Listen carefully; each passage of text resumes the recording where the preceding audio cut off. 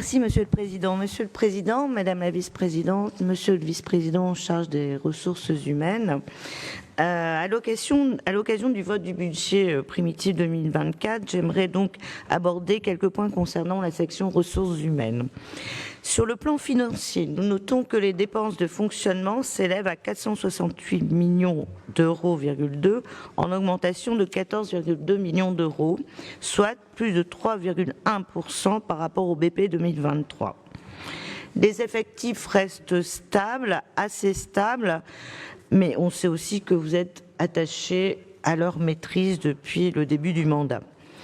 La hausse qui repose donc essentiellement sur le coût de l'effet GVT, avancement d'échelon, avancement de grade et promotion interne, estimé à 5,3 millions d'euros, et l'augmentation générale de 5 points d'indice majorés au 1er janvier 2024 est estimée, donc cette hausse est estimée à 4,3 millions d'euros. Certes, ces coûts ne sont pas neutres pour notre collectivité, mais ils reposent sur une décision de l'État qui nous exige bien sûr de l'appliquer. Cependant, qu'il s'agisse de la revalorisation du point d'indice en 2023 ou les 5 points supplémentaires attribués au 1er janvier 2024, ces coups de pouce interviennent après un long gel et par ailleurs ne couvrent pas forcément l'inflation. On le sait, le service public n'est pas gratuit. Il a un coût qui passe nécessairement à la fois par un traitement correct des agents, des formations, des perspectives de carrière et leur reconnaissance. L'an dernier déjà, nous vous avions proposé de réfléchir à la revalorisation des titres restaurants et sur la mise en place d'une prime au pouvoir d'achat que nous avions appelé de nos voeux en décembre dernier, prime qui pourrait s'échelonner entre 300 à 800 euros et qui serait réservée à celles et ceux dont la rémunération brute annuelle est inférieure ou égale à 39 000 euros. Ceci représenterait 3,5 millions d'euros pour le département, soit 0,10% du budget global du département. Cher Président, 0,10% du budget global du département.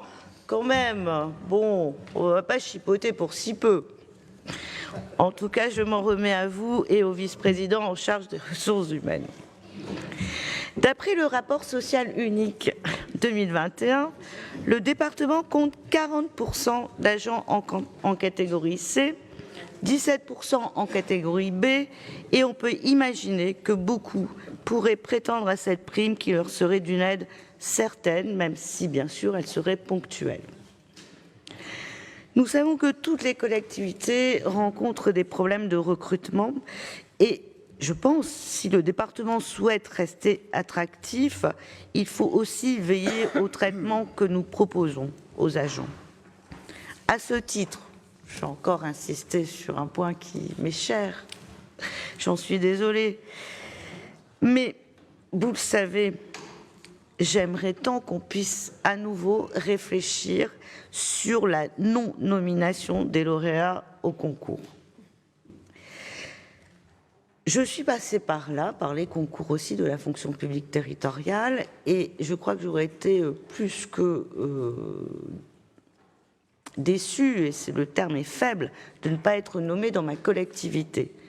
Passer des concours demande un effort considérable quand on travaille, quand on est en poste, ça nous demande des soirées d'études, des week-ends qu'on sacrifie, et week-ends pour lesquels on met souvent de côté notre vie de famille et nos enfants.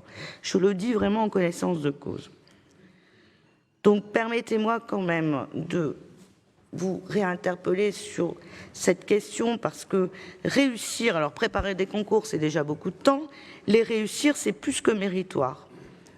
Donc voilà, je pense que tous les lauréats de concours devraient être récompensés au sein de notre collectivité en étant promus à juste titre. En conclusion. Non, je ne conclurai pas encore. Parce qu'il y a aussi des choses positives. Il faut le dire. Ah oui, sinon je peux. Mais non, je peux pas. Je peux pas. Je Pas quand même, bon. Allez, notons bien sûr,